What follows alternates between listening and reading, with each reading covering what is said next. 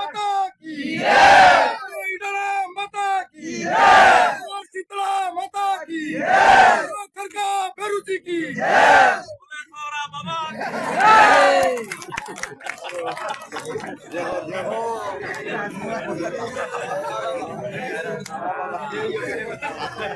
Hello hello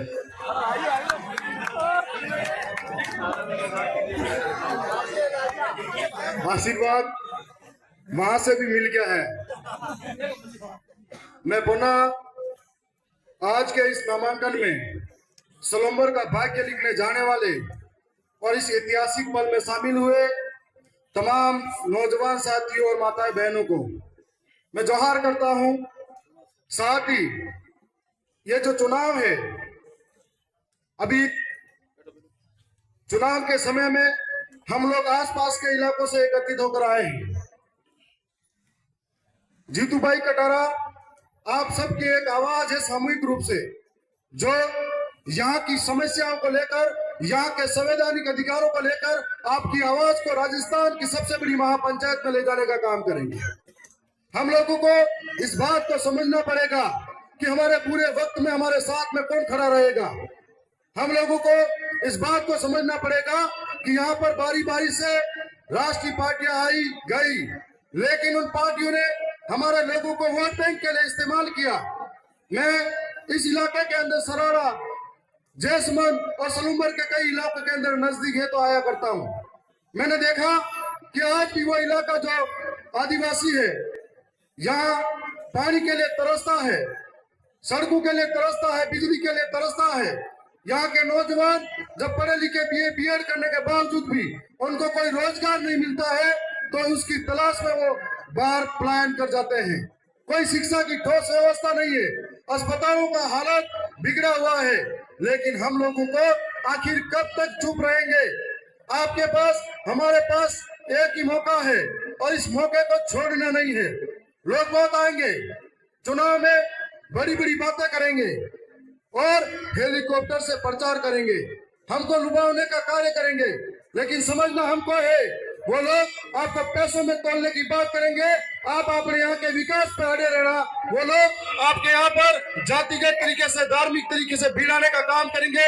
आपके यहाँ शांति सौहार्द के लिए अड़े रहना, वो लोग आपके हक की बात नहीं करके धर्म पे लड़ेंगे। आप लोग जल जंगल जमीन पे अड़े रहना, ये आपसे कहना चाह रहे हैं।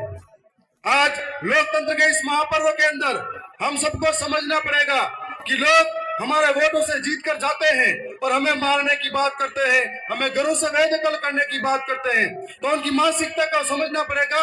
आने वाला जो 4 साल है, ये सलोम्बर का भविष्य आपके हाथ में है। ये चुनाव जीतू भाई नहीं लड़ रहा है, ये चुनाव हर एक नौजवान लड़ रहा है। ये चुनाव 2013 और 17 की आरक्षण की विसंगति के लिए लड़ रहे हैं। ये चुनाव हर एक किसान लड़ रहा है, ये चुनाव हर एक माता बहनें अपने सम्मान के लिए लड़ रही है, ये चुनाव इस इलाके की एक एक जनता लड़ रही है, और ये चुनाव गरीबी के लिए सामने लड़ रही है, बेरोजगारी के सामने लड़ रही है, भ्रष्टाचार के सामने लड़ रहे हैं। ये चुनाव जल जंगल जमीन को बचाने के लिए लड़ रहे हैं। इन बातों को हम सबको समझना है। जीतू भाई एक साधारण परिवार से आते हैं, मैं भी एक साधारण परिवार से आता हूँ।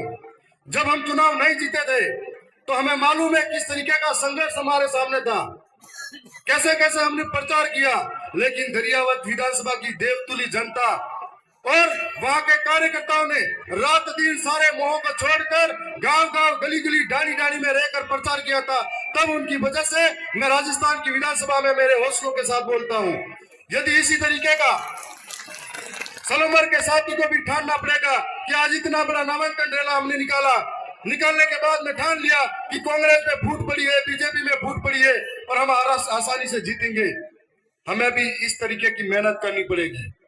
हम लोग दरियावत विधानसभा के नजदीक जो है, तमाम कार्यकर्ता इस बात से उत्सुक है कि सलोम्बर में हम लोग काम करेंगे, एक एक गांव गांव डाली डाली गली गली में जाएंगे और 10 महीने के जो सरकार की नाकामी थी उनके बारे में बताएंगे और किस प्रकार से जीतू भाई जीतेंगे, तो जितनी भी सरकारी योजना है उनका लाभ आप तक पहुंचाने का काम करेंगे।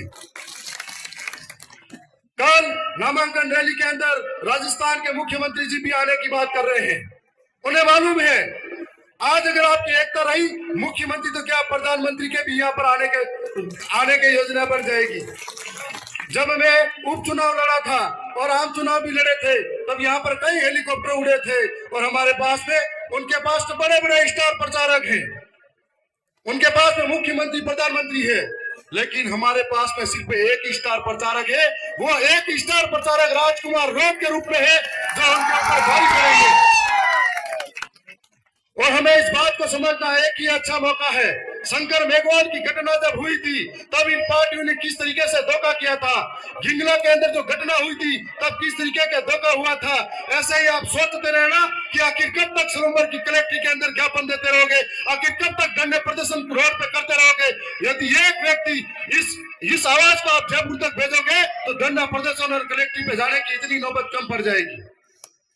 जब हम लोग संवैधानिक रूप से और संविधान की सबसे बड़ी महापंचायत में बोलेंगे, मैं एक बार ये चाहता हूं कि मेरी आदि विधानसभा इस सोलंबर जिले के अंदर आती है और बहुत सारे प्रशासनिक काम उदयपुर के अंदर होते हैं। मैं उन लोगों से लड़ता रहता हूं, तब सोचता हूं कि काश कोई और जनप्रतिनिधि मेरे साथ बैठा होता, हम दो मिलकर लड़ते। यदि हमारा भाई जीतता है, यकीन मानना, जो लोग घर चलाने की बात करते हैं, मेरा एक वीडियो पे उन्होंने बोला था कि ऐसी भाषा बोलता है। मैं आपके सामने चैलेंज के साथ कह रहा हूं, ऐसी भाषा बोल रहा हूं। गांव के अंदर लोग अगर घर चलाने वाले हैं और ऐसी भाषा बोल रहे हैं कि घरों से बेदखल करेंगे, तो आप गांव के आने तो ठीक है, हम लोग आपका मुंह तक बंद करेंगे। आने वाले समय में आप लोगों को जो 13 तारीख का दिन है, उस ऐतिहासिक दिन को याद करना है। 10 तारीख से पहले गांव गांव, गली गली, ढाणी ढाणी के अंदर जाकर ये प्रचार दोहराना है कि इस बार एक परिवर्तन लाना है। जनता उब चुकी है, परिवर्तन चाहती है, 75 सालों का डर्रा खत्म करना चाहती है। और ये लोग, इनके पास कुछ भी सहारा नहीं है, सिर्फ पैसा है, दारू है और इसके अलावा कुछ भी नहीं है। हमारे पास संघर्ष है।